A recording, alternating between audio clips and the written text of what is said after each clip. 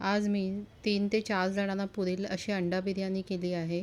त्यासाठी मी कोहिनूर बासमती तांदूळ वापरला. हा तांदूळ शिजवल्यानंतर हलका आणि मोकळा होतो, त्यामुळे मला तो खूप आवडतो. मी इथे उकडलेली 5 अंडी घेतली आहे आणि तांदूळ बिर्याणी करायच्या अगोदर अर्धा तास भिजवून ठेवले आणि पूर्वतयारी करून घेतली. आता इथे उकडलेल्या अंड्यांना सुरीने टोचून घेतलं.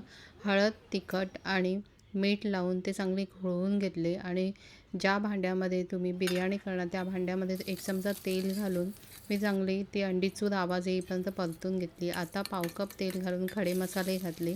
उभा चिरलेला कांदा, 2 मिरच्या घातल्या.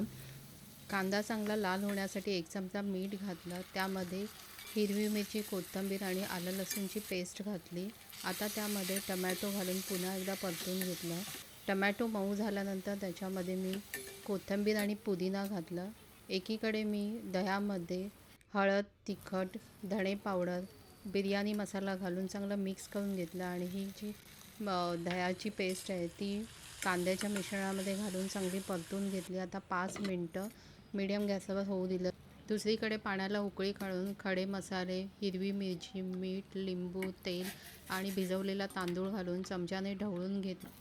ग्रेव्ही चांगली थलथलीत होण्यासाठी त्याच्यामध्ये अर्धा कप तांदळाचं पाणी घातलं, अंडी घातली, पुन्हा झाकून 5 मिनटं मीडियम गॅसवर होऊ दिलं. 5 ते 7 मिनटात झालेला 80% भात त्या अंड्याच्या ग्रेव्हीवर पसरवून घेतला. आता गॅस एकदम लो ठेवून त्याच्यावर तवा ठेवला आणि बिर्याणीचं भांडं ठेवलं. त्याच्यावर कोथिंबीर, पुदिना, केशर मिश्रित दूध, बिर्याणी मसाला, केवडा इसेन्स व तूप घालून चांगलं झाकून ठेवलं आणि ते 15 मिनटं बारीक गॅसवर होऊ दिला. 15 मिनटं झाल्यानंतर गॅस बंद केला व 10 मिनटं तसंच ठेवून नंतर बिर्याणीचं झाकण ओपन केलं. अशा प्रकारे आपली 3 ते 4 जणांना पुरणारी चमचमीत अशी अंडा बिर्याणी तयार झाली.